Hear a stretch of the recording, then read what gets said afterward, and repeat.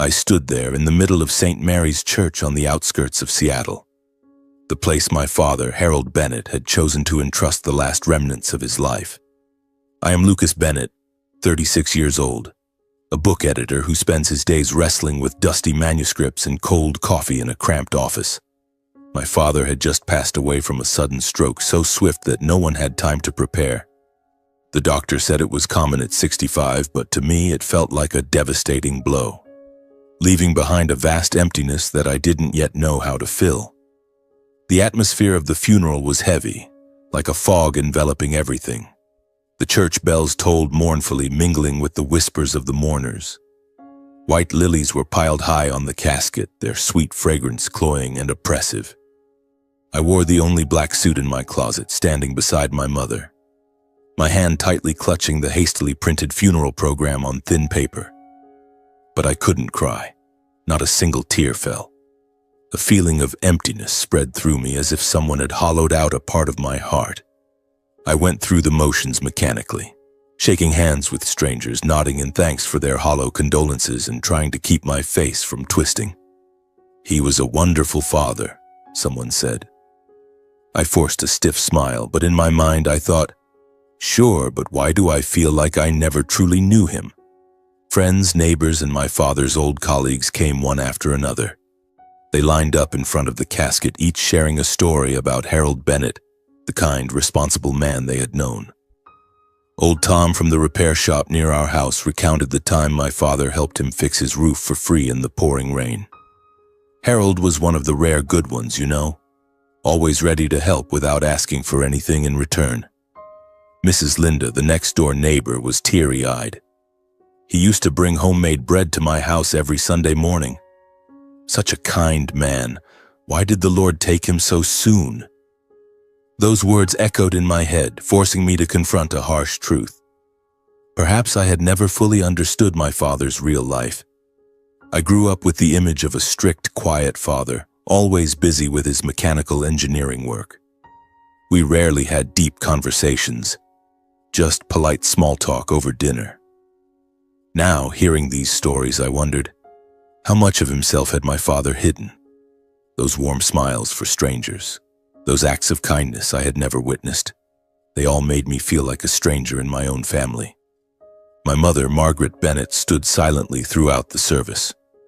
She wore a simple black outfit, her silver hair neatly tied back, her face devoid of any emotional creases. She restrained everything perfectly, as if she had been preparing for this moment for a long time. No tears, no sobs, just a stone statue standing beside me.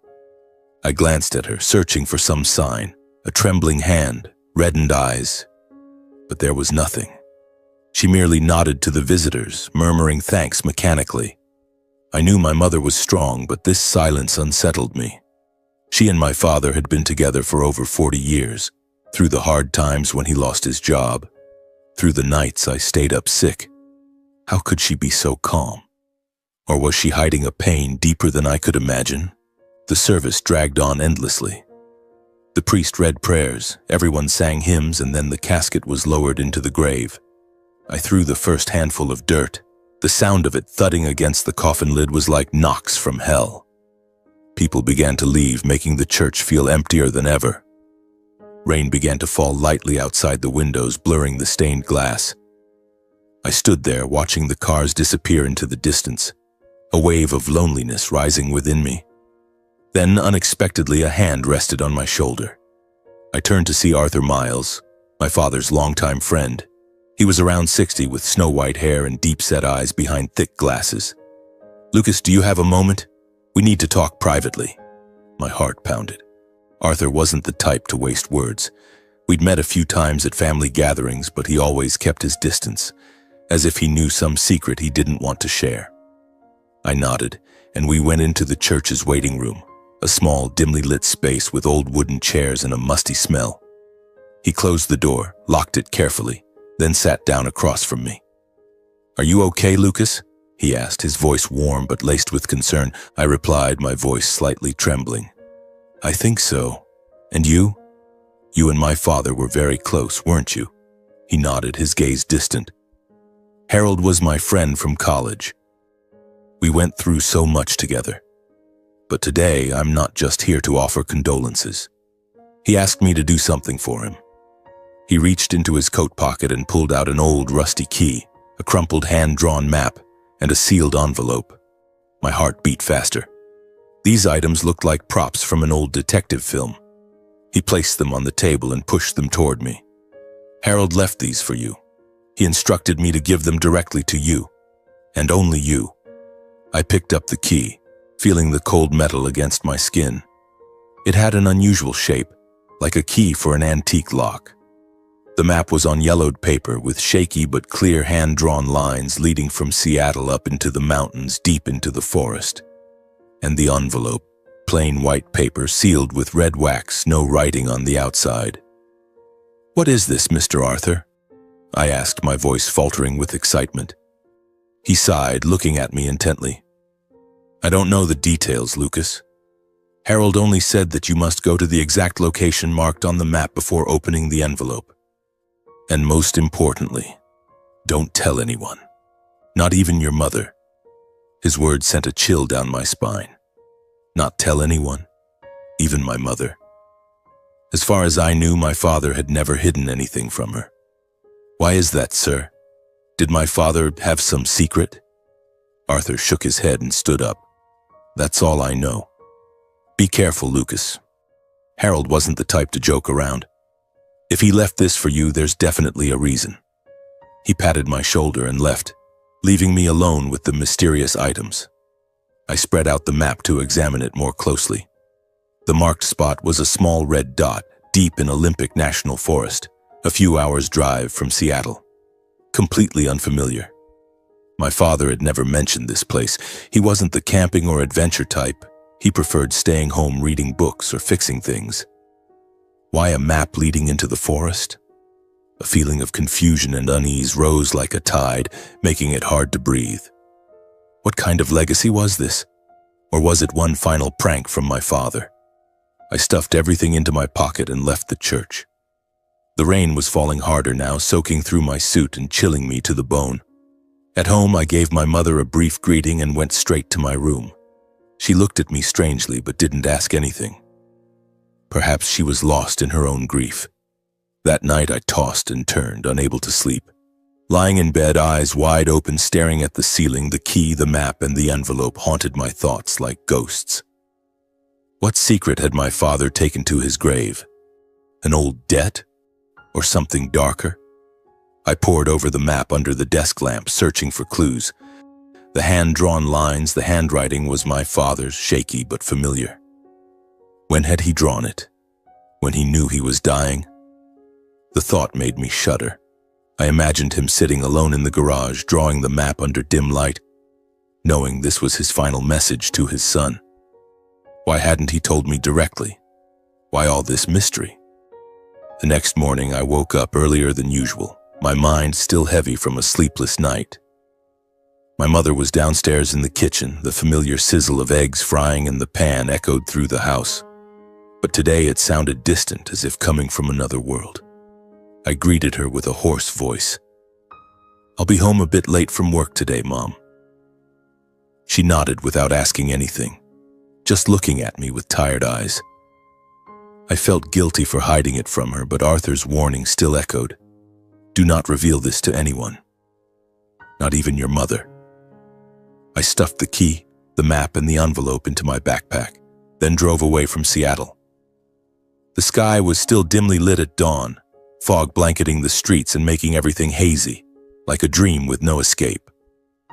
The road was familiar at first, running along Interstate 15, passing through sparse residential areas. But following my father's hand-drawn directions, I turned onto a smaller road heading toward the Olympic Mountains. The farther I went, the more isolated it became. Oncoming cars grew rare, replaced by dense forests lining both sides of the road. My phone's signal started weakening, the bars flickering before disappearing entirely. All around were towering trees, pine needles rustling in the wind, and thick fog like a curtain obscuring everything. My heart beat faster. This wasn't a casual outing. It was stepping into the unknown. a place where my father had hidden a part of his life I had never touched. I glanced at the map on the passenger seat, its scribbled lines leading me deeper into the forest. Why had my father chosen this place? An isolated cabin? Or just a retreat he had never wanted to mention? The fleeting thought of buried treasure made me chuckle. It sounded absurd, but in that moment I realized, with my father, anything was possible. As I approached the marked spot, a small red dot on the map, I turned off the engine from a distance and parked on the muddy shoulder. I didn't want to make noise, I thought. Or was it just instinctual caution? I slung on my backpack, locked the car, and continued on foot along a narrow trail. The path was tight, with protruding roots underfoot that nearly tripped me several times. The air was piercingly cold, seeping through my jacket. My breath formed white puffs. The surroundings were eerily silent, broken only by falling leaves and distant bird calls. I walked for about half an hour, sweating despite the chill, when suddenly a small wooden cabin appeared in the midst of the forest. It was completely isolated, with no other homes nearby, like a forgotten oasis. The cabin was simple: dark wooden walls, a steep roof covered in green moss, windows frosted with dust.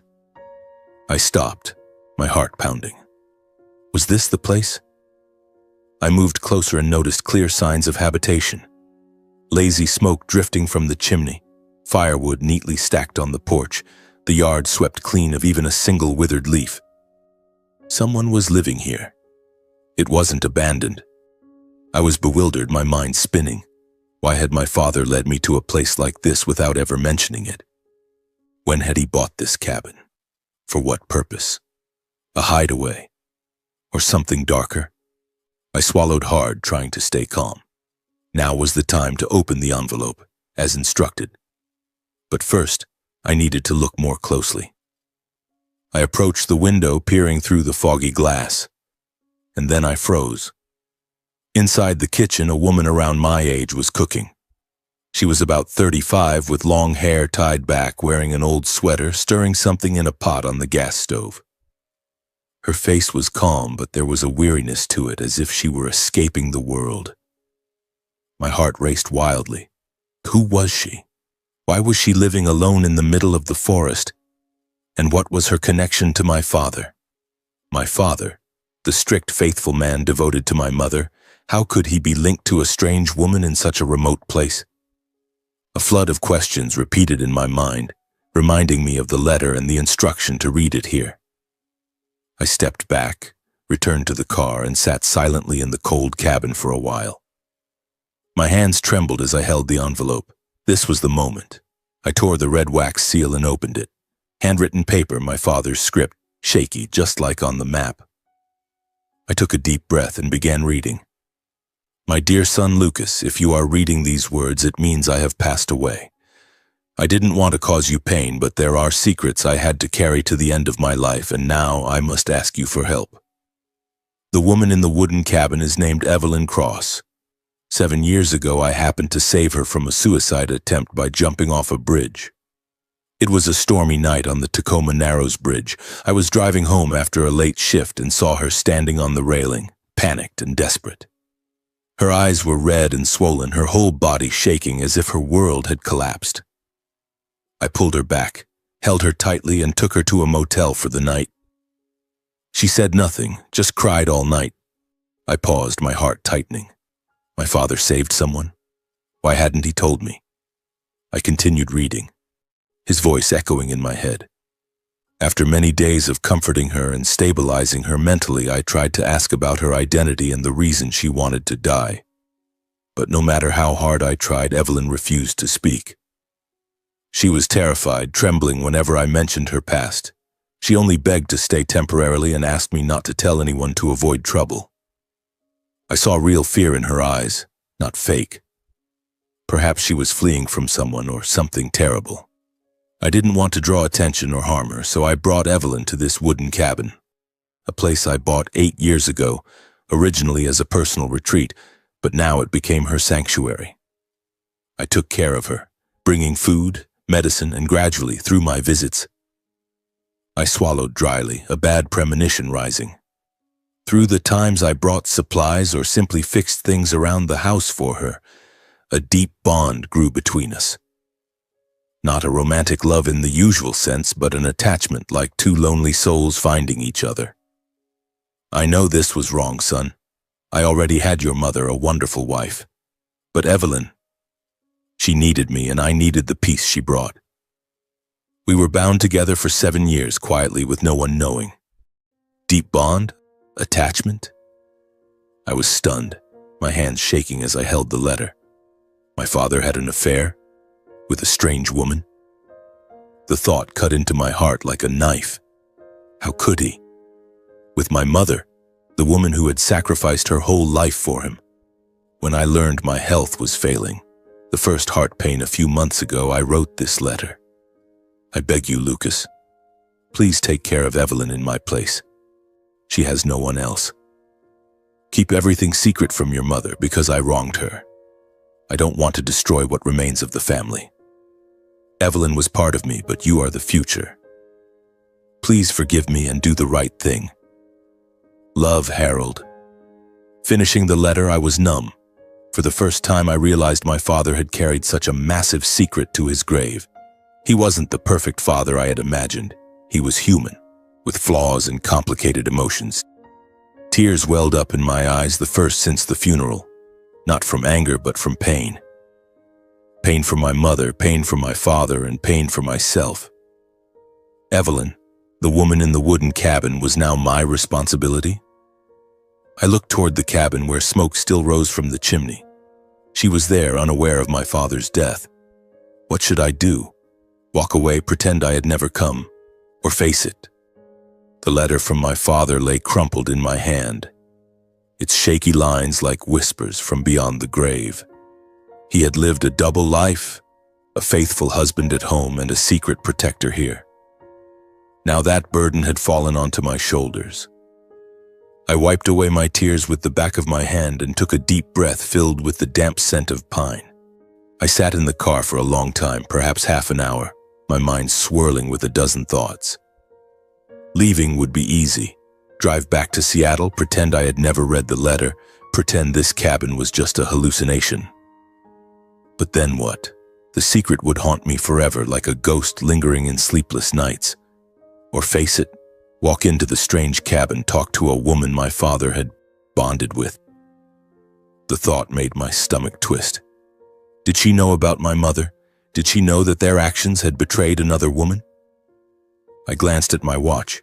It was nearly noon, sunlight filtering through the canopy and casting dappled patterns on the ground. Finally, I made my decision. I had to meet her. Not out of curiosity, but because of the unspoken promise to my father. I stepped out of the car, my feet heavy as if weighted with lead, and walked toward the wooden cabin. The muddy trail to the front door was slick from the fog. My shoes sank deep into the mud. The forest wind whispered through the leaves like a warning not to go any farther. The cabin looked closer now, more detailed. Frosted windows, old fabric curtains obscuring the interior, and the faint smell of wood smoke. I stopped at the door, my trembling hand touching the knob. The key my father had left. Did I need to use it? Or just knock? My heart pounded wildly, cold sweat breaking out despite the chill. I took a deep breath and pushed the door. It was unlocked, opening with a soft creak like a whisper from the past. Inside, the air was warmer, filled with the aroma of vegetable soup and toasted bread. Evelyn was in the kitchen, her back to me, stirring a pot on the old gas stove. She whirled around at the sound of the door, her eyes wide with fear. Her face went pale and the vegetable peeler in her hand trembled as she pointed it at me. "Who are you? How dare you come in here? Get out now!" Her voice was panicked, shrill like a suppressed scream. She backed up a few steps, her back hitting the wooden table, her eyes darting around for an escape. I raised my hands, trying to keep my voice calm, even though my heart felt like it was about to leap out of my chest. "Don't be afraid. I won't hurt you. I'm Lucas Bennett, son of Harold Bennett, my father. He sent me here. I have something important to discuss." My father's name seemed to work like magic. Evelyn froze, the peeler lowering slowly, but her eyes remained full of suspicion. Harold? He never mentioned a son. Why should I believe you? She was breathing heavily, her chest heaving. I could see real fear in her eyes, not feigned. 7 years in hiding had clearly made her wary of everything. I have proof, I said, slowly pulling the letter from my pocket. He left this, and the key, the map. He told me to come here. She hesitated for a moment, her eyes flicking from me to the letter, then nodded reluctantly. All right, come in, but sit far away from me. We sat across from each other at the old wooden table, its surface scarred from years of use. The cabin was simple. A crackling fireplace, cluttered bookshelves with a few old novels and a small bed in the corner. No TV, no phone, complete isolation. I took a very deep breath and began to tell her. My father, he passed away a week ago. The funeral is over. My voice softened, but I tried to stay composed. Then I told her about the letter, how my father had saved her, cared for her quietly over the years, and before closing his eyes forever, his only request was that I take his place in protecting her. Upon hearing of Harold's death, Evelyn could no longer hold back her emotions. Her face contorted, her eyes reddened, and then tears streamed down like a broken dam. It can't be. He was everything to me. She covered her face, her shoulders shaking, sobs echoing in the quiet room. I sat still, unsure what to do. Seeing her in such pain, I realized their bond was deeper than I had imagined. It wasn't a fling, it wasn't an affair, it was a genuine connection. She looked up, her eyes blurred with tears. He saved me from hell. Now he's gone. What do I have left? Her voice broke, and a strange sense of compassion crept into my heart. This woman, a victim of some past trauma, had now lost her only protector. When I mentioned Harold's wish, that I should take care of her, get her out of the forest, Evelyn shook her head. I need time to think. This place, it has sheltered me for 7 years. I'm not ready to leave. Please leave me alone. Her voice was firm but weary. I respected that decision. Demanding more right away would only make things worse. I stood up, leaving the letter on the table. All right, I'll come back, but think about it carefully. My father wanted you safe. I left the wooden cabin, the door slamming shut behind me, my mood as heavy as if I were carrying a boulder. On the drive back, my head was full of unanswered questions. Who was Evelyn really? What was her past? And me, a lonely book editor in Seattle, how could I take care of a stranger? What would my mother think if she knew? This secret was tearing me apart from the inside. About a week later, I couldn't bear it anymore. Sleepless nights, images of Evelyn alone in the forest haunting me.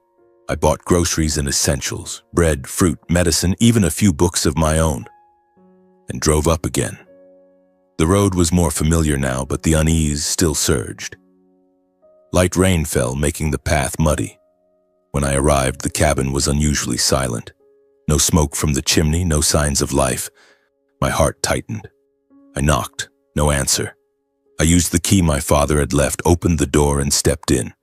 And then I panicked. Evelyn was lying unconscious on the floor, her face flushed with high fever, the cabin cold without a fire. She was breathing weakly, drenched in sweat. Evelyn, what's wrong? Wake up. I knelt down, shaking her, but she only groaned faintly. I picked her up. Her body was frighteningly light and frail, and ran to the car. I drove like a maniac down the mountain. As the phone signal returned, I called emergency services. The nearest hospital was 2 hours away, but I made it in an hour and a half, my heart pounding as if it would burst. At the hospital, the doctors diagnosed exhaustion, hypothermia, and high fever. I stayed to care for her, sitting by her bedside all night. Looking at her lying there, pale and weak, I thought about my father. How many times had he done this? Brought supplies, made repairs, and now I was taking his place. The next morning, Evelyn woke up, her eyes hazy as she looked at me. You saved me? Her voice was faint. I nodded and recounted what happened. Then, in the hospital, I once again spoke of Harold's wish. You can't live like this forever. I live alone in Seattle, busy with books at work, but I have room for you.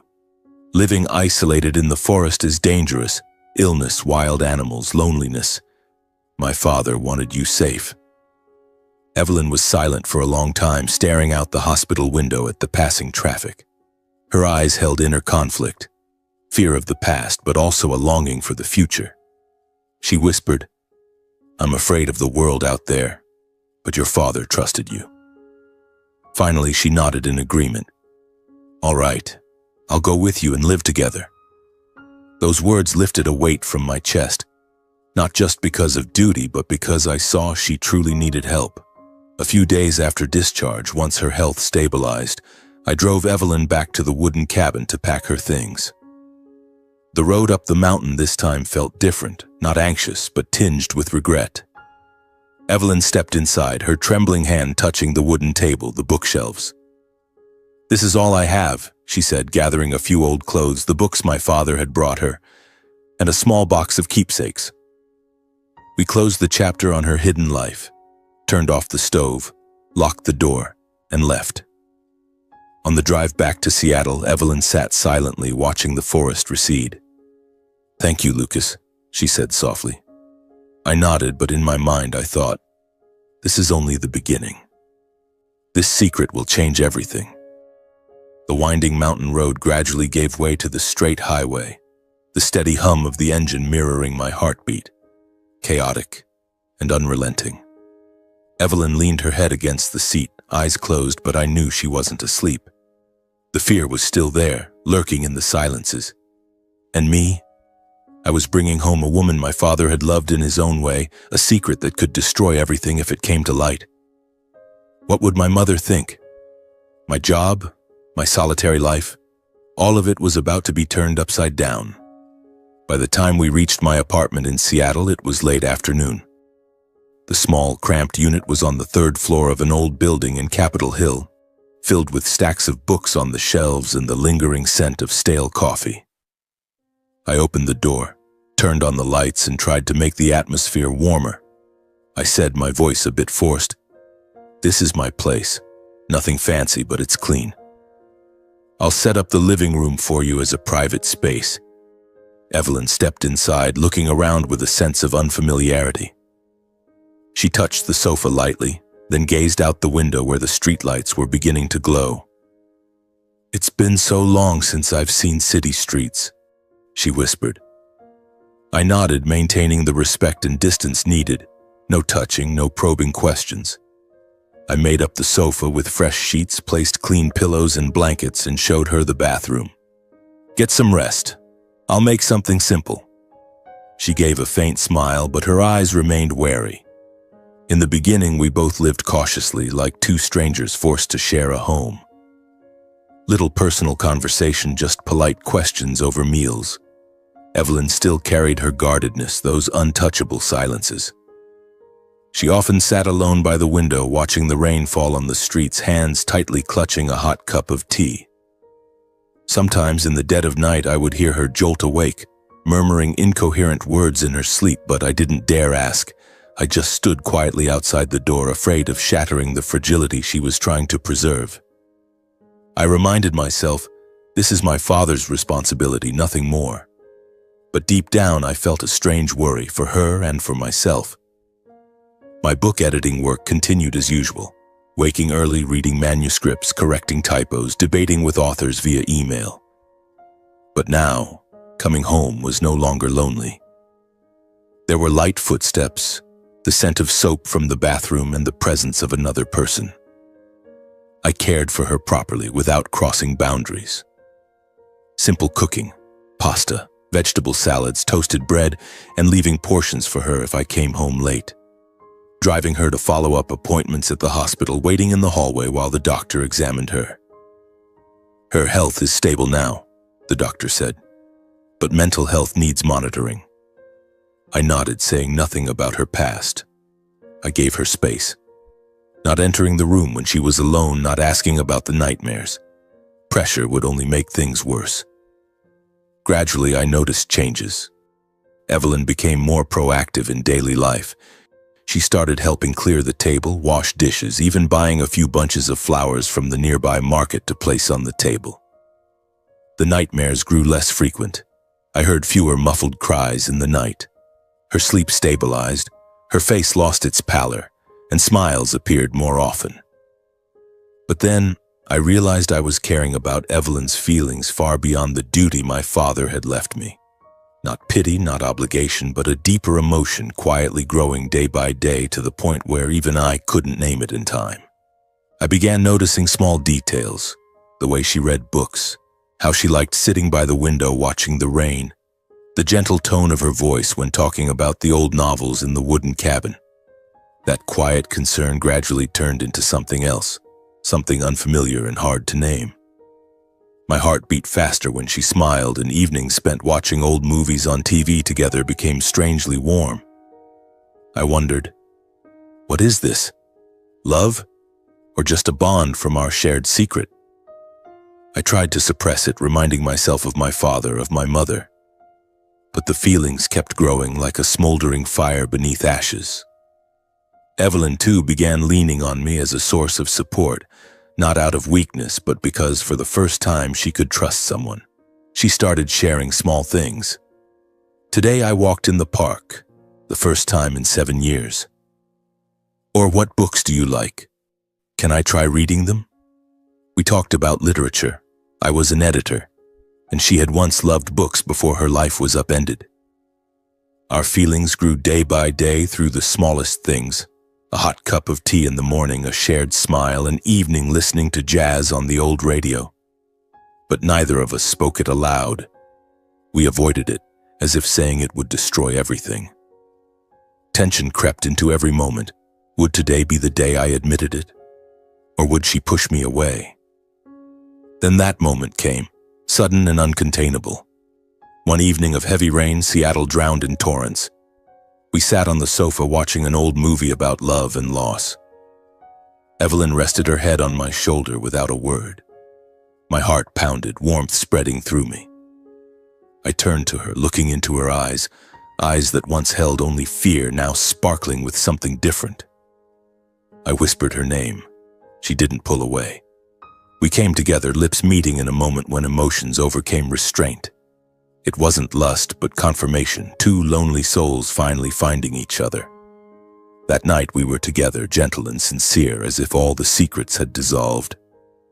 After that night, we needed no promises or labels, but naturally lived as a deeply bonded couple. Waking up beside each other, cooking breakfast together, sharing little stories. Our life together continued in outward calm. I went to work, and she gradually found small tasks like helping me organize manuscripts. But I gradually realized Evelyn still carried a past she couldn't let go. On some late nights, she would jolt awake, murmuring fearful words in her sleep. "Stop, Thomas, don't force me." A stranger's name and fragmented memories echoed in the darkness. I held her, stroked her back, but my heart grew heavy. What was that past? Why did it still haunt her? I gently probed several times during quiet evenings. What did you dream about? Tell me. But Evelyn always evaded, eyes distant. It's not time yet for me to tell you, Lucas. I'm not ready. I respected it, didn't push, but anxiety built. Would this secret destroy us? Finally, on a quiet evening with rain pattering against the window, Evelyn decided to tell everything. We sat at the dining table after a simple dinner. She held my hand, her voice trembling. You deserve to know the truth. I don't want to deceive you anymore. Evelyn recounted that her father, Thomas Cross, a billionaire in New York, had forced her into an engagement with the son of another powerful family to serve business interests. He turned me into a tool, a pawn in his power games. Her voice broke, tears streaming down. When she resisted, he disowned her, ordered her confined in the mansion, and cut off all contact. He forced me to sign away my inheritance rights, threatening to publicly claim I had voluntarily left the family. I was isolated, threatened, mentally controlled until I couldn't breathe. Evelyn escaped one night, intending to end it all by suicide. I was going to jump into the river, finish everything. But Harold, Your father happened to save me. He saw me on the bridge and pulled me back." She continued. She begged him not to call the police, not to send her back to New York, just to let her hide and live quietly. Harold, out of compassion, couldn't abandon her, so he took her to the wooden cabin and cared for her silently ever since. When she finished, Evelyn sobbed, clinging to me. "I'm so tired of hiding, and I don't want to lie to you. Please don't let that past come to light. This peaceful present is the only thing I want to hold on to." I listened, my heart aching with pain. Not anger, but pity. Hearing the whole story, I didn't pull away. Instead, I felt even more love and attachment to Evelyn. She, a victim of a tyrannical father, was now the most important part of my life. I realized my feelings had gone far beyond protection or duty. This was real love, profound and unconditional. I held her and whispered, "I won't let anyone hurt you again. We'll be together for the long haul. I want to give you a proper place. Be my wife." Evelyn looked up, eyes glistening with tears, and nodded. In that moment, the secret was no longer a burden, but a bridge. But in my mind, a thought flashed. Would my mother accept it? This secret was about to be brought into the light, and the anxiety surged once more. In the days that followed, thoughts of my mother haunted me like a lingering shadow. My mother, Margaret Bennett, still lived alone in the old house on the outskirts of Seattle, the place where my father had once meticulously repaired every little corner. She was strong, but I knew the pain of losing her husband lingered, hidden deep beneath her calm exterior. Evelyn and I had been living together as a real couple, but to make it official, I had to bring her home to meet my mother. This wasn't just a formality. It was a turning point, a confrontation with the past my father had kept hidden. I hesitated for weeks, weighing my words, preparing myself mentally. Finally, on a Sunday morning with light drizzle, I called her. "Mom, I want to bring someone special home. Can we have dinner together?" Her voice was calm. "Of course. Bring her over. I'll prepare dinner and wait." We drove to my mother's house, Evelyn sitting beside me, her hands tightly clutching her dress, her face pale with anxiety. I held her hand, trying to reassure her. "I'll be right here with you. We'll tell the truth, but gently." The house appeared familiar. The small garden, the faint aroma of baking drifting from the kitchen. My mother opened the door with a warm smile for me, but when she saw Evelyn, she froze. Her face went blank for a moment, eyes widening as if recognizing something terrible. She quickly regained her composure, but throughout the evening she only observed several times, seeming about to speak but holding back. Dinner unfolded in strained silence. Mom asked about my work, about the weather, but her gaze kept turning to Evelyn, full of scrutiny. After the meal, while Evelyn helped clear the table, my mother pulled me into the living room. "Son, who is she? Why did you bring her here?" Her voice was low but tense. I took a deep breath and told her everything. About my father's letter, about Evelyn, about our feelings. Mom sat motionless, her face ashen. Finally, she admitted, "I've known about the relationship between Harold and Evelyn for a long time. I happened to see him taking food up into the forest and followed him a few times. I chose silence to preserve the family because I loved him. But now, Evelyn appearing and wanting to marry my son is something I cannot accept." Her words cut into my heart like a knife. She knew? For 7 years she had borne the pain alone? And now she was rejecting Evelyn, the woman I loved? Hearing those words, I fell into shock. For the first time, I realized my love was facing the most difficult boundary to cross. I looked at her, eyes reddening. "Mom, why didn't you say anything? Why did you suffer alone?" She shook her head, voice trembling. "For the family. But her, she is your father's past. I cannot watch my son marry my husband's former lover." I left my mother's house with a heavy heart, Evelyn sitting silently beside me. On the drive home, she cried, "I don't want to destroy your family." But I held her. "We'll get through this. I won't give up." In the days that followed, I tried to explain to my mother. I called her every day, visited her home, sat by the fireplace telling her about Evelyn. Not as my father's old flame, but as a deeply wounded woman who had found hope through our love. Evelyn isn't at fault in this story, Mom. My relationship with her has nothing to do with Dad's past. This is the present, the future. Mom listened but remained silent, her eyes full of inner conflict. I saw her growing more weary, her silver hair seeming grayer, and my heart ached. Anxiety surged with every visit.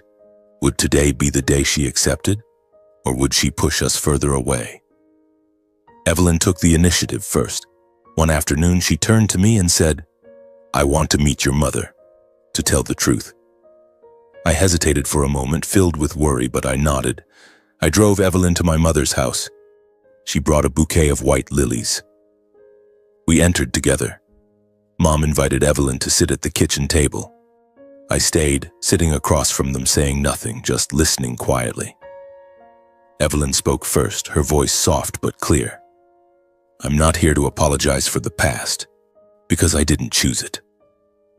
My mother remained silent. Evelyn continued without evasion.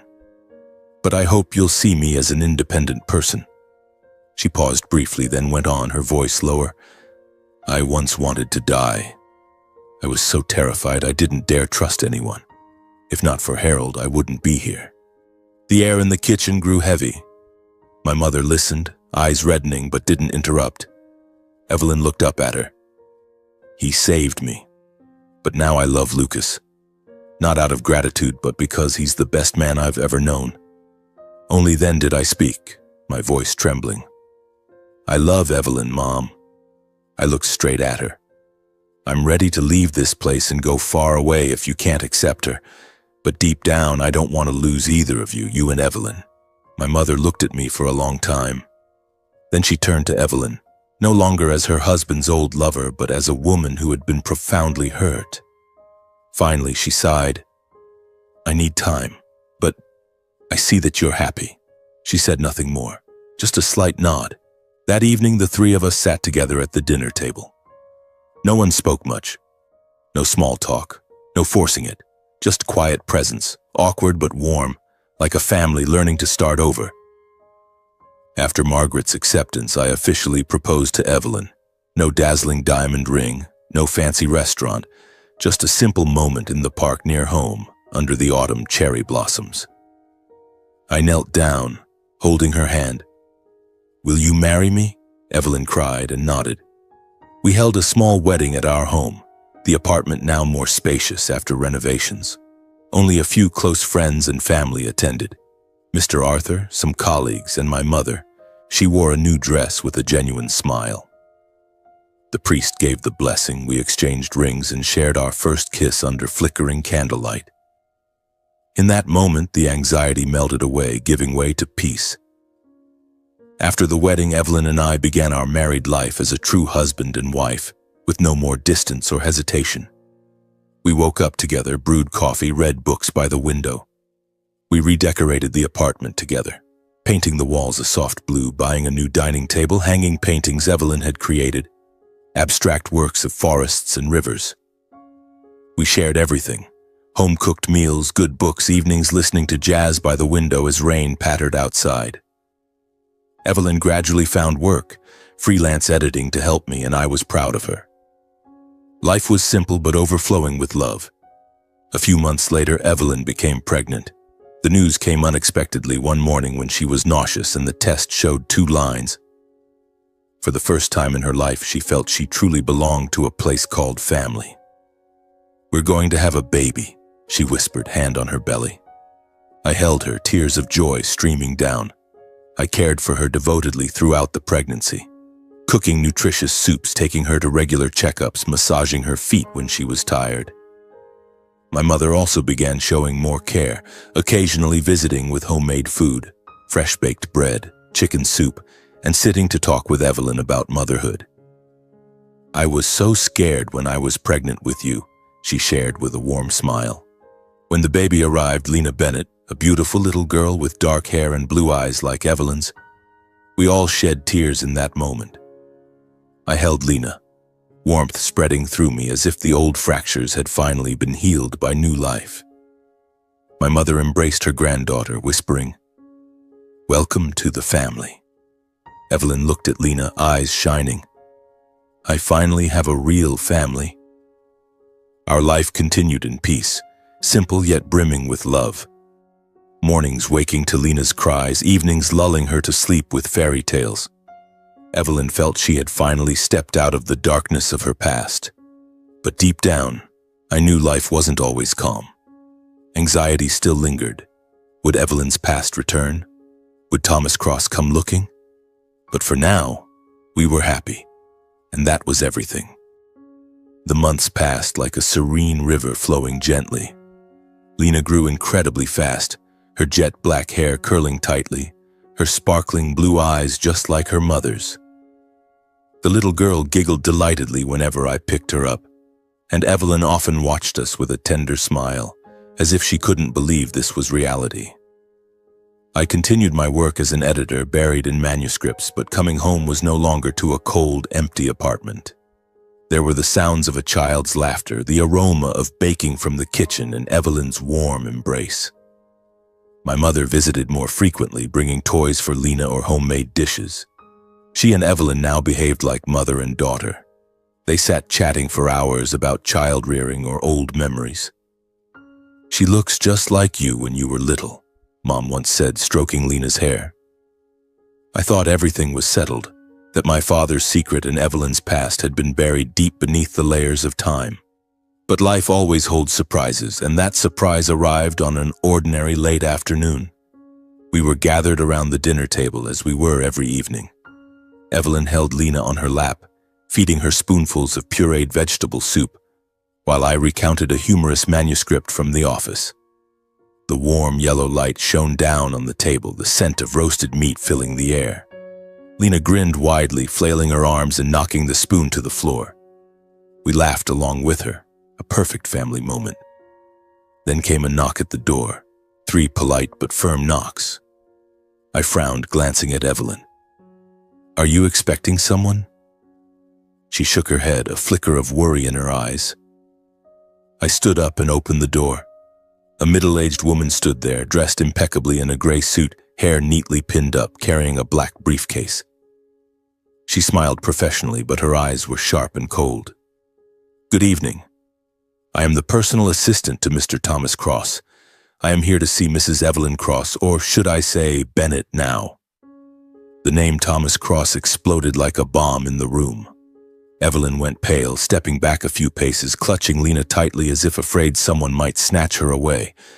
Her face drained of color, eyes wide with terror. "It can't be. Who are you?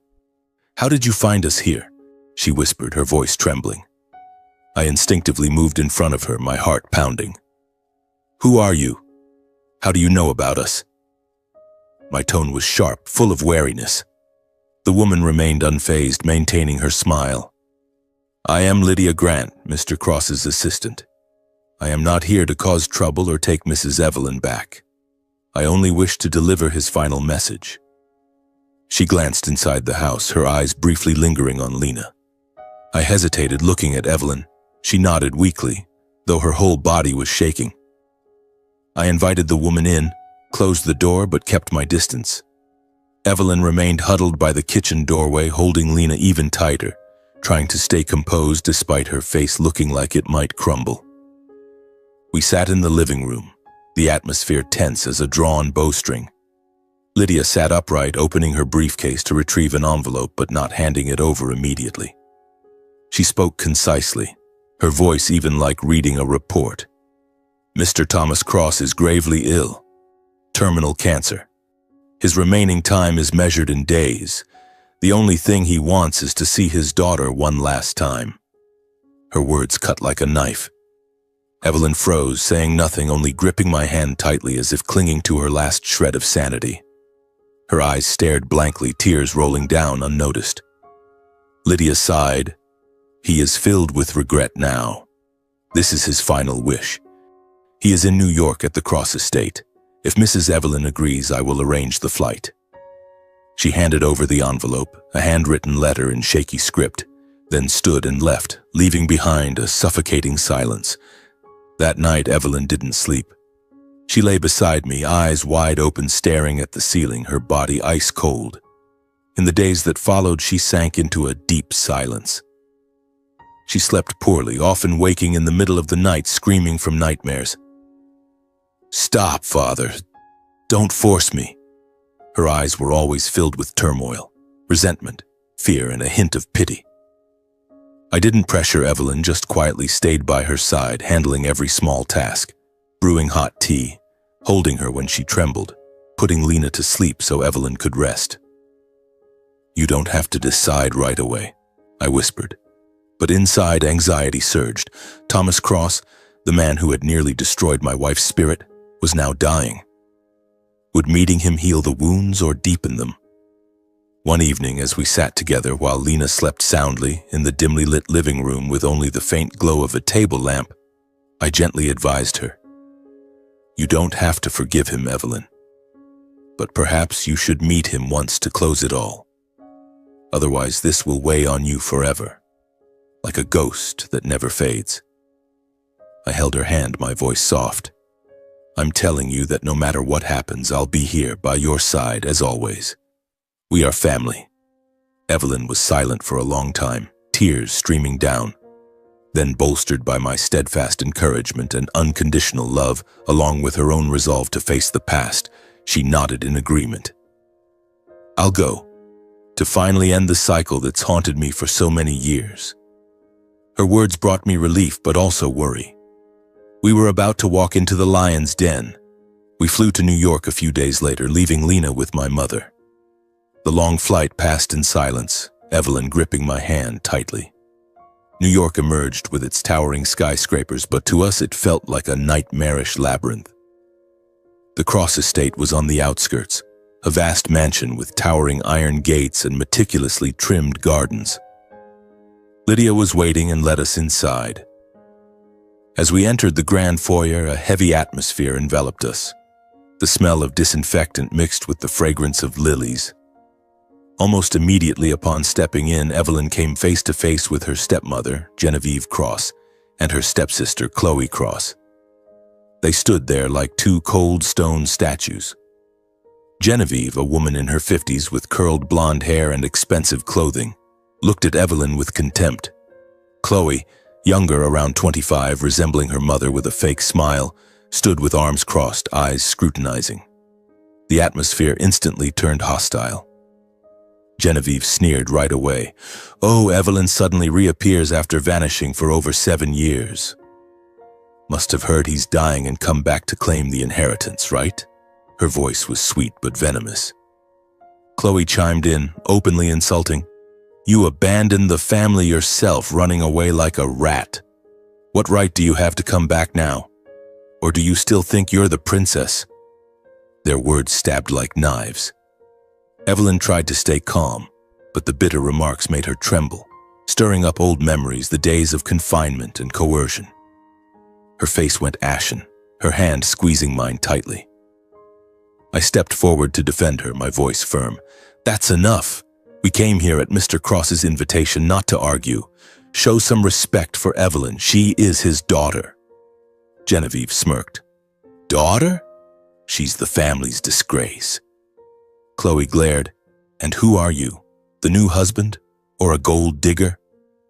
The air grew so thick it felt ready to explode. Fortunately, Lydia intervened in time, stepping between us. "Mr. Cross is waiting. Let me escort you in."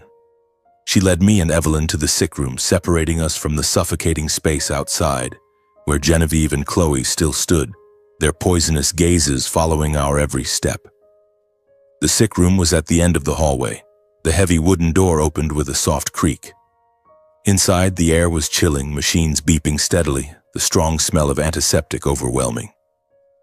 As we entered, Evelyn saw Thomas lying motionless on the hospital bed, far gaunter and more withered than the powerful figure in her memories. He had once been a towering tycoon, tall and imposing with a voice like thunder. Now he was skin and bones, his face wrinkled and creased, eyes cloudy beneath drooping lids. 4 lines dangled, the ventilator hissing with each breath.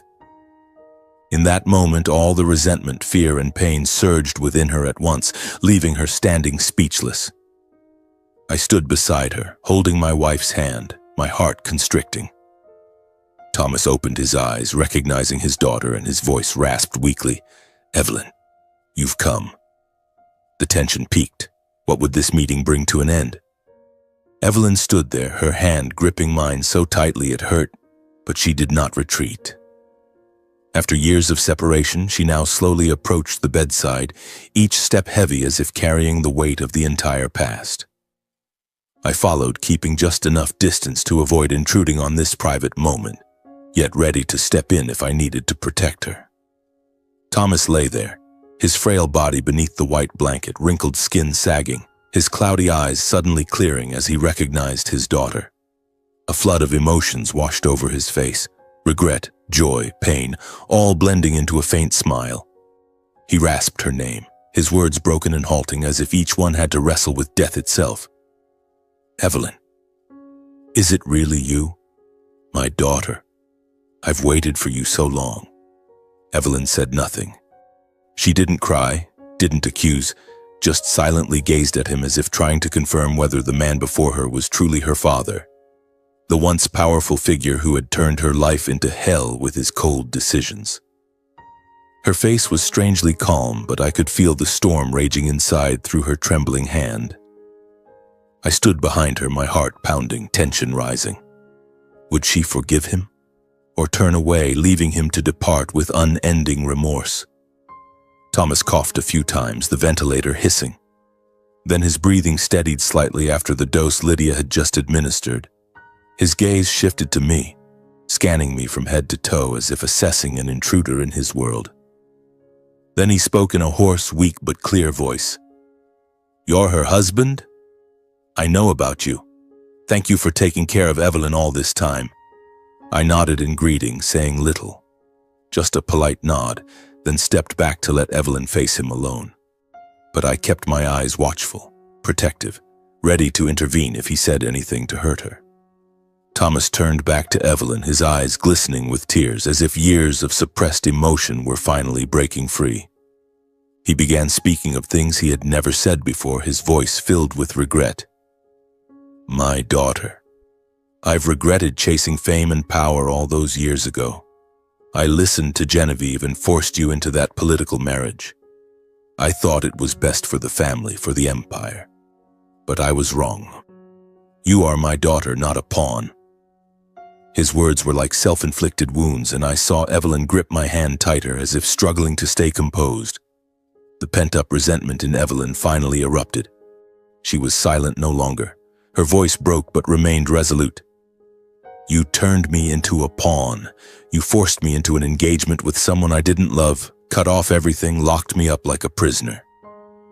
You drove me to collapse, to the point where I sought death, jumping into the river to end it all. Now that I have my own happiness, a husband, a daughter, you come disturbing it? Why couldn't you just leave me in peace?" Her words were sharp, laden with 7 years of accumulated pain echoing in the quiet hospital room. I saw Thomas shrink back, his face twisting in agony, but he offered no excuses. Instead, he reached out weakly for her hand, his bony fingers trembling. "When you left, I lived in torment. I frantically sent people to search for you, but found nothing. I thought you were dead, and that hurt more than anything I've ever known." He paused, gasping for breath, the machines beeping louder. Lydia glanced through the door but didn't enter. Thomas continued, his voice fading. "Only when you reappeared with Lucas did I learn you were alive, but I lacked the courage to face you. I only watched from afar through my assistant. I saw you happy with your husband, with your daughter. I was glad for you, but it broke my heart." His words chilled me. He had been watching us. Since when? The thought made my heart race, but I stayed silent, focusing on Evelyn. She stood motionless, eyes reddening, saying nothing. Then she turned to me, seeking an anchor, and when I gave her a gentle nod of encouragement, a nod full of love, affirming I was always by her side, she exhaled softly as if a weight had lifted from her chest. She turned back to Thomas, her voice calmer. I've let go of it all long ago. I came here not out of resentment, but to close everything once and for all. You are my father, after all. Those words were an implicit forgiveness, not complete, but enough to set her free. Thomas smiled, a relieved smile after years of gnawing guilt, his eyes lighting up one last time. Thank you for forgiving me. I love you. Then he slowly closed his eyes, his breathing weakening, the machines alarming. Lydia rushed in, followed by doctors, but we knew he had left this world forever. Evelyn stood there, feeling no sharp pain, no tears, just an indefinable cold emptiness in her heart. We left the room. Genevieve and Chloe stood in the hallway, faces impassive, but they dared say nothing. On the way back to the hotel, Evelyn was silent, but her hand was warmer, as if the final burden had fallen away. 3 days later, Thomas Cross's funeral was held in grandeur befitting his status, a tycoon. The vast mourning hall in central New York was covered in white lilies, filled with elegantly dressed guests in black suits, politicians and businessmen alike. Evelyn and I appearing caused the atmosphere in the hall to freeze. People whispered, eyes turning toward us as if we were intruders. Genevieve and Chloe stood by the casket, gazing at her with cold contempt, as if trying to burn us with their stares. Evelyn wore a simple black dress, holding a bouquet of white lilies, and approached the casket with composure. She placed the flowers and whispered a final goodbye, but Genevieve wouldn't let it be. She stood abruptly, the chair scraping loudly in the silent hall. Her eyes fixed on Evelyn, her voice slow but laced with sarcasm. You have no right to be here, Evelyn. After everything you've done, running away without a word, cutting off contact, leaving him in torment for his final years. Why are you back now? To pretend to grieve? Whispers immediately spread throughout the hall. Evelyn stood still, back straight, but I clearly saw her hands clench slightly. Before the tension could settle, Chloe stepped forward, her voice shrill and filled with undisguised hatred. Don't think just showing up here lets you claim anything. This family's assets belong to my mother and me. You're just an outsider, a stain we've tried to forget for so long. Their words were like pouring oil on fire. The guests began murmuring louder, eyes turning to Evelyn with all sorts of speculation. I stepped forward, positioning myself fully in front of her. My voice wasn't loud, but deep and clear, audible throughout the hall. This is a funeral, not a courtroom where you can appoint yourselves judges. Genevieve turned to me, her gaze icy. I didn't flinch, continuing slowly and firmly. Today, Evelyn isn't here to explain herself, to beg, or certainly not to fight for anything. She is here in the one capacity none of you have the right to strip from her, as a daughter bidding farewell to her biological father. Chloe tried to interrupt, but I didn't give her the chance.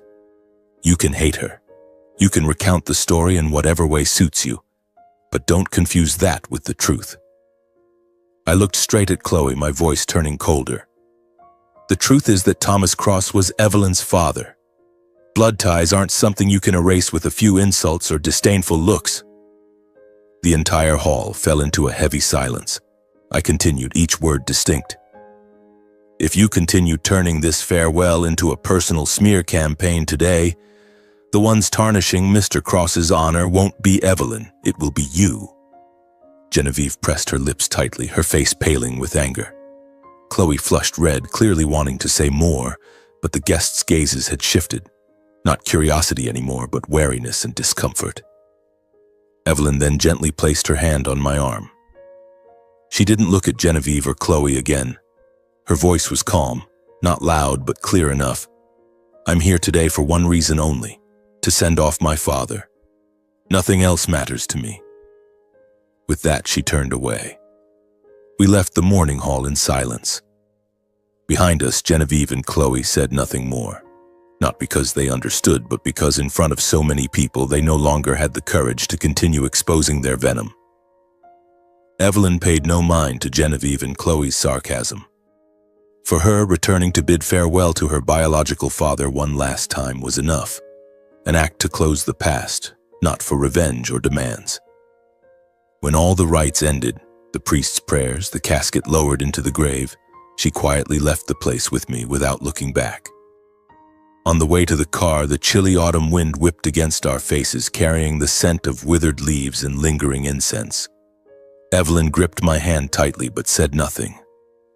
We boarded the flight back to Seattle that very afternoon, leaving Lena and my mother waiting at home. The long flight dragged on endlessly. Evelyn rested her head on my shoulder, eyes closed, but I knew she wasn't sleeping. Yet deep inside, a vague premonition rose. This death of Thomas Cross wasn't an ending, but perhaps the beginning of another storm. Anxiety crept in, like whispers from a past that refused to rest. Back in Seattle, our little home felt like a peaceful oasis after the nightmare. Lena rushed into Evelyn's arms, giggling with her chubby cheeks, and my mother hugged her granddaughter, looking at us with worried eyes. "How did it go, son?" I recounted it briefly, avoiding the details of the venomous words at the funeral. Evelyn played with Lena all evening, but her eyes were distant, as if lost in memories. That night, we lay beside each other, Lena sleeping soundly in the crib next to the bed. "I've been thinking a lot about him," Evelyn whispered. Not anger, but emptiness.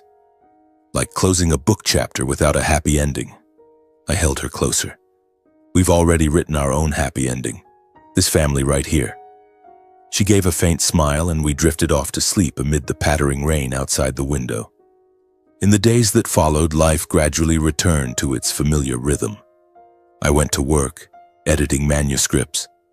Evelyn cared for Lena and began writing a journal, fragments of her journey from the deep forest to happiness. But the anxiety lingered. Would Genevieve and Chloe let it go? Would Thomas's estate drag us into the whirlwind? A week after the funeral, the surprise arrived in the form of a thick envelope from the law firm representing Thomas Cross's estate. I opened it in the kitchen under the warm yellow light while Evelyn was feeding Lena vegetable puree. The letter invited us, both Evelyn and me, to attend the final reading of the will in New York the following weekend. I was quite surprised to see my name included. Why me? I was just the son-in-law, an ordinary book editor in Seattle. "Look at this letter." I handed it to Evelyn. She skimmed it, her expression unchanged, then set it down like a worthless scrap of paper.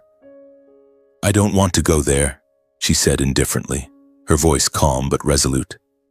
"I don't need anything from him. He abandoned me long ago. A will or whatever won't change that." I understood her pain. Thomas had once treated her like a tool, forcing her to give up everything. Why accept anything from him now? But deep down, I sensed this wasn't just about money. I sat beside her, taking her hand. "I know you don't need the assets, but think about it. Going isn't for the money, but to know what he truly thought of you." In the hospital room, he was remorseful. The will might be his final words, a way to make amends. "If we don't go, you'll carry that regret forever." Evelyn was silent for a long time, watching Lena play with her spoon, then sighed. "You always know how to persuade me," she said with a faint smile. With that gentle advice, Evelyn finally nodded. "All right, we'll go, but just to close it, nothing more." I hugged her, but anxiety surged. New York awaited us again with Genevieve and Chloe. Would this reading be peaceful? Or a battle? We flew to New York once more, leaving Lena with my mother. The same old hotel, familiar streets, but the atmosphere heavier than ever. The law office was in central Manhattan, a gleaming glass high-rise under the autumn sun. We arrived early, but Genevieve and Chloe were already there, sitting in the waiting room with stone-cold faces. Their eyes were like daggers aimed at Evelyn and me, sharp, full of contempt and venom. Genevieve wore an elegant black suit, hair pinned high, looking at Evelyn like a beggar. Chloe, younger with dyed blonde hair, arms crossed, whispered something to her mother and smirked. "You're here? Must be really looking forward to it," Chloe said bluntly, her voice shrill. Evelyn didn't respond, just gripped my hand tighter. I stared straight at them. "We came because we were invited, nothing more." The waiting room air was suffocating, tension building like a ticking bomb. The lawyer, Mr. Henry Lawson, a middle-aged man with gold-rimmed glasses and a monotone voice, invited us into the conference room. Long wooden table, plush leather chairs. But the atmosphere grew extremely tense as he began reading the will. His voice rang clear, each word like nails being hammered. The last will and testament of Mr. Thomas Cross, dated October 15, 2025, duly notarized. He read the introductory clauses, then moved to the distribution. My heart raced as I heard my name. Lucas Bennett is granted full management and operational control of the Cross Group, including 55% of the company's shares for the reason. He has cared for Evelyn with complete devotion, becoming the pillar that allowed my daughter to live on. I trust that the company will thrive under his leadership. I froze, looking at Evelyn. Why me? The Cross Group was a billion-dollar empire with massive shares. I was just Evelyn's husband, an ordinary man. Genevieve and Chloe whispered, faces flushing red. Next was Evelyn's portion. Evelyn Cross inherits the majority of my personal assets, including real estate portfolios in Denver, Chicago, and Phoenix. Bank accounts valued at over $8 million US. Collections of antiques, supercars, yacht, and ownership rights to my unpublished memoir. Evelyn sat motionless, expression unchanged, but her hand trembled slightly under the table. And Genevieve and Chloe, they received only the remaining 15% shares in the Cross Group, 2 villas in Los Angeles, 2 Rolls-Royce and Bentley cars, and the old jewelry collection from Thomas's grandmother. That was all, a tiny fraction of the vast empire. Upon hearing it, their fury erupted like a volcano. Genevieve slammed the table with a resounding bang, standing abruptly, face purple with rage, her voice booming in outrage. This is a filthy farce, a ridiculous charade. How could he leave everything to that little brat? Evelyn, the parasite who came back to steal it all. She vanished for years, then shows up just in time to swallow the entire fortune. She pointed straight at me, nearly screaming. And you, some worthless husband with no place in this family, daring to sit here and claim control. The conference room froze.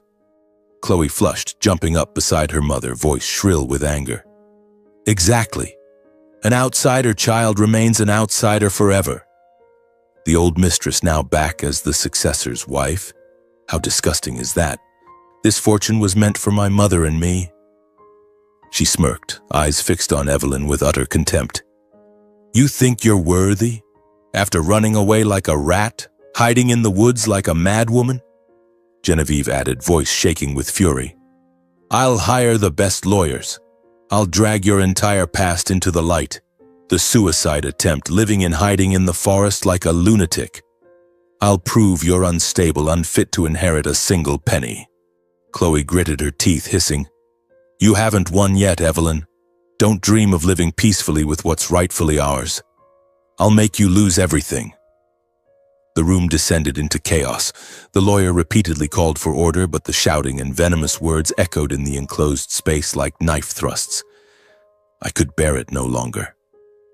I stepped forward, positioning myself fully in front of Evelyn. My voice rang out, not loud, but strong enough to cut through the madness. What you're doing isn't defending Thomas Cross's honor, it's smearing it yourselves. Genevieve whipped around to me. I met her gaze without flinching. This will is Mr. Cross's final choice. It was made in sound mind, fully notarized. He decided this for his own reasons, not because he was deceived or coerced. I continued, voice lowering but even more resolute. If you believe you've been wronged, your only path is through the courts. But from now on, stop insulting my wife.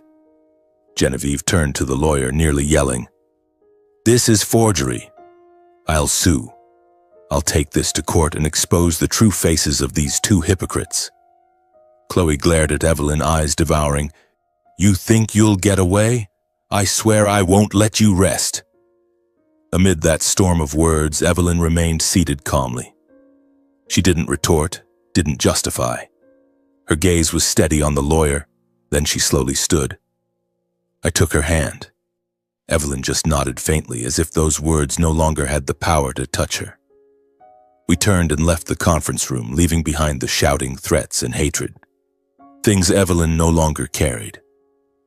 We walked out with heads held high, leaving the screams and venomous glares of Genevieve and her daughter behind. On the way to the elevator, Evelyn whispered, "I'm fine." Just surprised by what he left. We flew back to Seattle that very evening, not staying in New York a minute longer.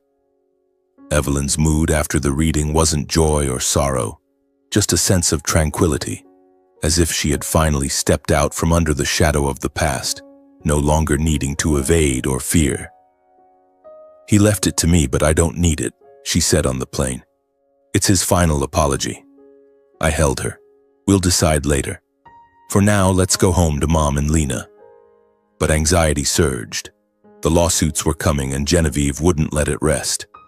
A new storm was beginning. In the first days after returning to Seattle, everything seemed deceptively peaceful. We tried to slip back into our familiar routine, waking early to Lena's cries for milk, Evelyn brewing coffee in the kitchen, me sitting at the dining table reading the newspaper.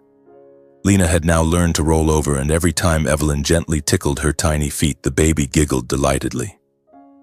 Those simple moments spread a quiet joy, like a healing balm that both mother and child needed. My mother visited more often, bringing homemade cakes or toys for her granddaughter, and she looked at Evelyn with gentle eyes. "Are you okay? Don't dwell on it too much." Evelyn nodded and smiled, but I noticed how she often gazed out the window, her eyes distant as if waiting for something. The will, with the cross group and millions of dollars, hung over us like a dark cloud. I wasn't a businessman, just a book editor. How could I manage an empire? But for Evelyn's sake, I would try. Anxiety seeped into every meal, every late night. Genevieve and Chloe wouldn't let it go. Then the storm hit, faster and fiercer than I had imagined. In the days following the will reading, the national media erupted. Major newspapers ran headlines in unison. Genevieve Cross and daughter Sue, secret daughter Evelyn Cross and husband in billion-dollar estate dispute. I read the first headline on my phone early one morning, my heart tightening. The New York Times, Wall Street Journal, even CNN all covered it with photos of Evelyn and me leaving the law office, our faces enlarged, captioned, "Cross inheritance dispute, family feud, or theft plot." Evelyn was feeding Lena when she glanced at my screen, her face going pale. They really did it. I hugged her. "We'll handle it." But the anxiety surged. This wasn't just a lawsuit, it was a dirty war. Some tabloid sources, citing anonymous quotes, claimed Evelyn was a runaway who had eloped, had mental issues, and returned only to grab the inheritance. Fabricated stories were rolled out in waves. One day an article on Evelyn Cross's dark past, failed suicide and reclusive life.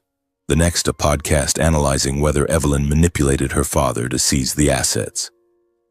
It was all orchestrated by Genevieve and Chloe hiring dirty PR, I was certain.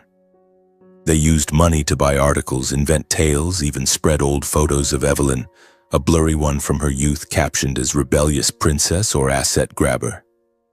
I read them shaking with anger, but Evelyn, she crumbled. Social media was manipulated into a frenzy. Facebook, Instagram, everywhere filled with vicious comments about Evelyn. Parasite. Ran off with some guy, now back to steal. Really has mental issues, look at her eyes. Her husband must be a gold digger managing Cross Group. Thousands of comments insulting her character, digging up and distorting her private life. Someone posted a photo of our apartment with a vague address and threats. "Everyone go visit the princess." Evelyn's phone rang incessantly with strange messages, emails full of curses. Evelyn collapsed in those early days. She withdrew, refusing to go outside, turning off her phone, sleepless for many nights. She sat in a corner of the sofa, holding Lena so tightly the baby cried, eyes red but shedding no tears aloud. "I can't take it, Lucas. They've turned me into a monster." Her voice broke and I saw her trembling like an autumn leaf. But I was always by her side, not loudly, not questioning, just holding her whenever she shook with fear. I turned off all notifications, locked the windows, cooked her favorites, warm chicken soup, toasted bread with honey. "We'll get through this, my love. They don't know how strong you are." Margaret quietly became a pillar, helping Evelyn through each crisis. She visited daily, bringing herbal tea, sitting with Evelyn for hours. "You're not alone. A real family never abandons each other."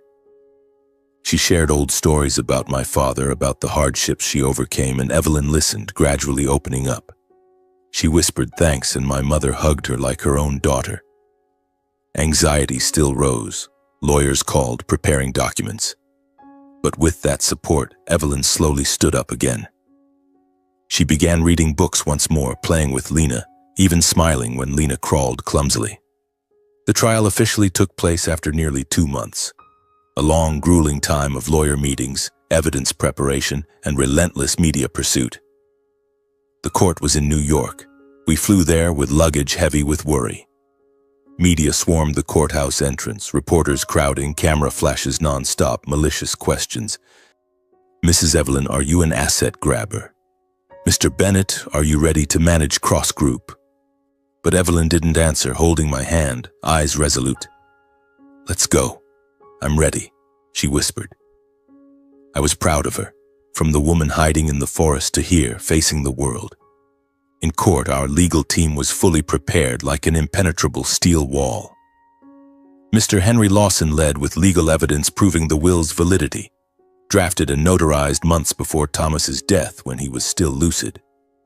"No signs of coercion or alteration," Mr. Lawson affirmed in court. Then the recording of Thomas's dying words from medical records, his voice weak but clear. "I trust Evelyn and Lucas. They deserve these things. Genevieve has received enough." The tape played in the courtroom, leaving Genevieve and Chloe silent, faces flushed. The opposing lawyers argued, the will was manipulated, Evelyn has mental issues.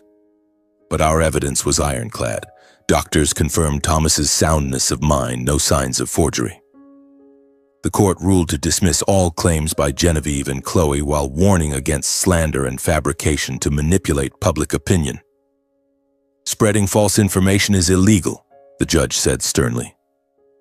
Evelyn and I officially won the case. The will was upheld, cross-group under my management, assets to Evelyn. Genevieve screamed in the courtroom, "It's unfair." Chloe sobbed, but they were escorted out. I hugged Evelyn, tears streaming with relief. "It's over, my love." She nodded, but her eyes remained distant. As we left the court, reporters surged like a tide, but this time no hostile glares, just respect, perhaps because the trial was live-streamed and the truth emerged. Some journalists called out, "Mrs. Evelyn, do you have anything to say? The truth is clear now." Evelyn didn't respond, just holding my hand and walking in silence. Her tears fell not from defeat, but because she no longer had to run from the past. We got in the car, left New York, and on the way to the airport, Evelyn whispered, "Finally, I'm free, Lucas. Nothing holds me back anymore." Mainstream media later issued corrections en masse, confirming prior false information was manipulated, and ran articles like, "Evelyn Cross, the forgotten daughter, the woman harmed by her own family." The New York Times published a long piece detailing Evelyn's journey from forced engagement to hiding, to victory in court. Social media shifted, comments supporting Evelyn. "Evelyn, you did nothing wrong. Genevieve is the one who should be condemned." Though vindicated, I knew Evelyn still carried wounds that wouldn't easily heal. Scars from betrayal, buried traumas over many years, and trust once suffocated to the point of breathlessness. She no longer collapsed as before, but I clearly felt those marks lingering silently, reminding us of the price she had paid to stand strong today. When the judgment took effect, the court dismissed all appeals from Genevieve and Chloe, forcing them to accept defeat. The assets were transferred exactly as stipulated in the will. Evelyn inherited the majority of the net worth. The real estate properties in Denver, Chicago, and Phoenix, over $8 million in cash. The collection of antiques, supercars, the East Coast yacht, and the rights to Thomas's unpublished memoir.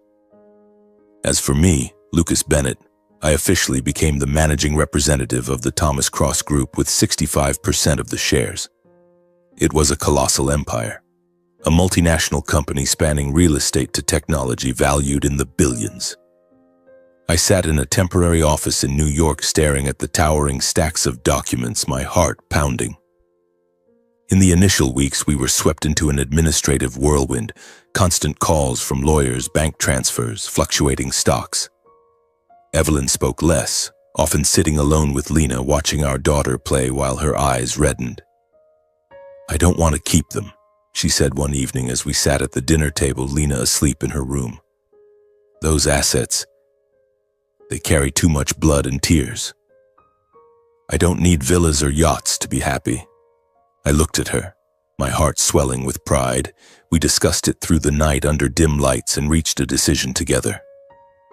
Sell off her entire inherited portion, including the historic New York villa with its rose garden, the chain of high-yield rental properties generating millions annually, and personal stocks in major investment funds.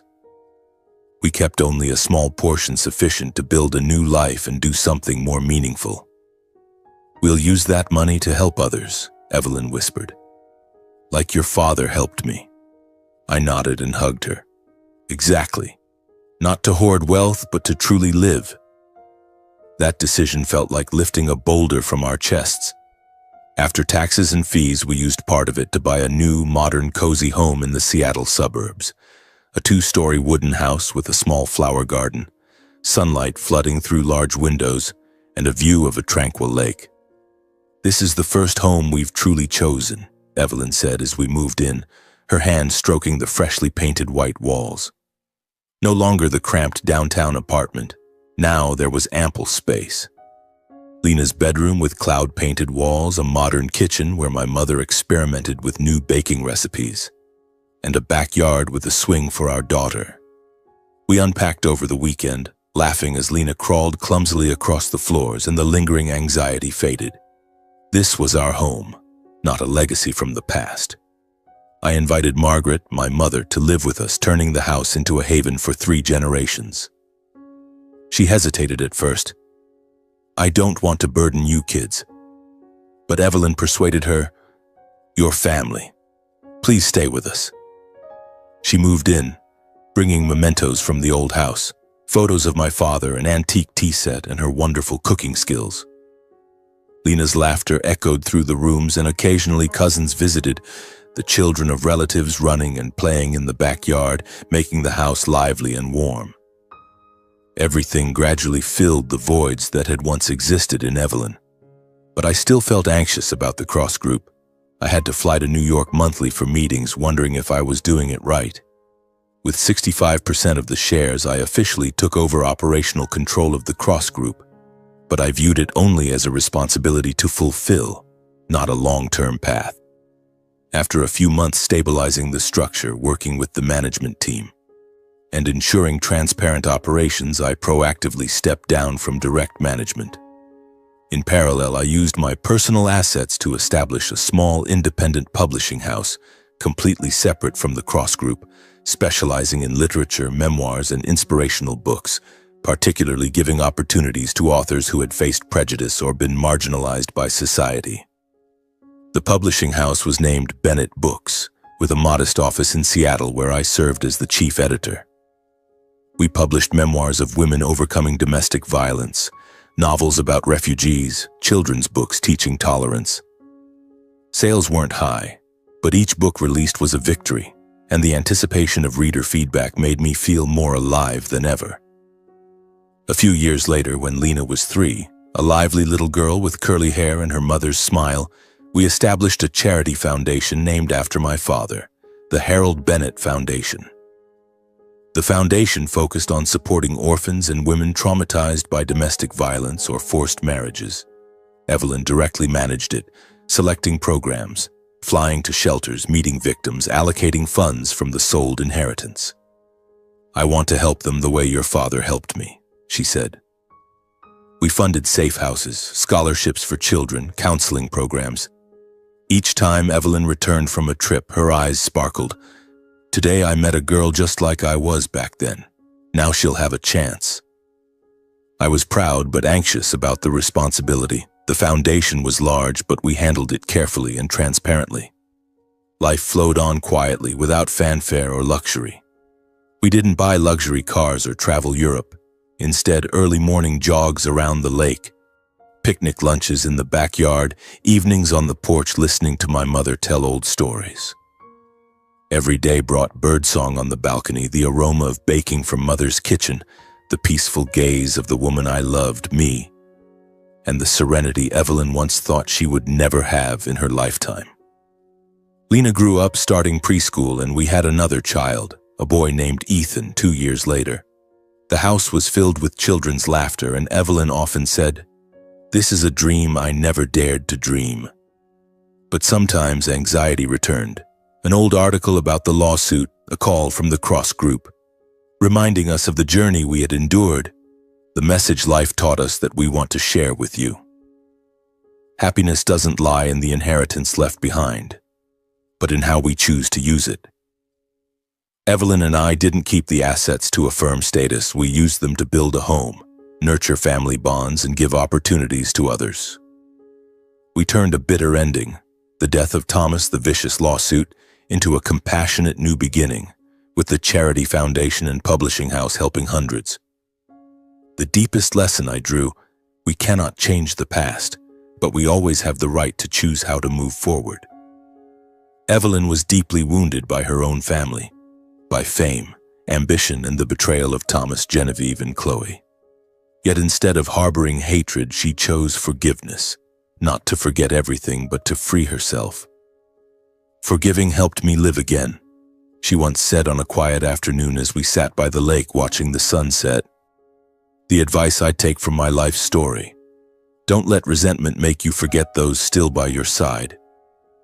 In the days when Evelyn was cornered, slandered in the media, dragged into court, my mother and I quietly protected her, holding her through long nights, caring for Lena so she could rest, reminding her of her inner strength. Life always has people worth keeping, and true happiness sometimes comes from that silent presence. Like my mother knitting sweaters for the grandchildren, or Lena wrapping her arms around her mother's neck with a beaming smile. Our story closes with a family photo. No more venomous words, no shadows of the past, just us sitting together on the porch, smiling on a peaceful afternoon. Golden sunset light bathed us. A gentle breeze carried the scent of flowers from the garden, and I thought, this is the most beautiful ending after all the storms.